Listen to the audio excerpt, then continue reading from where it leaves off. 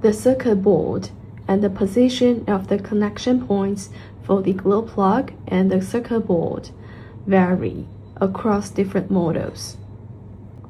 If the circuit board you have is the same as the left one, then you don't need to remove the circuit board. All you need to do is to first unplug the glow plug and then connect the replacement glow plug. For the right one, you need to remove the circuit board first and then remove the old glow plug. Install the new glow plug and then circuit board back. Here we will demonstrate the latter one. To replace the glow plug, first you need to remove the upper case of the main unit and then circuit board.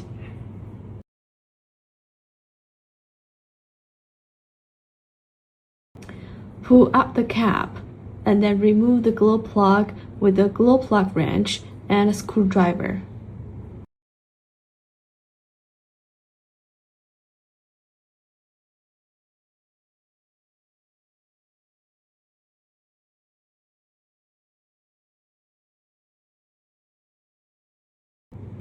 Check the status of the mounting hole and the atomization net inside.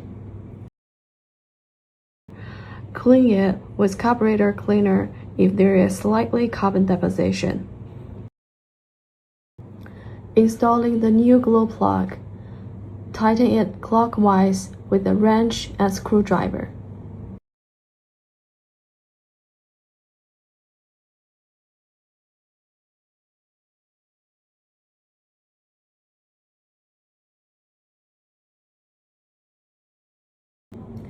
Put the cap back.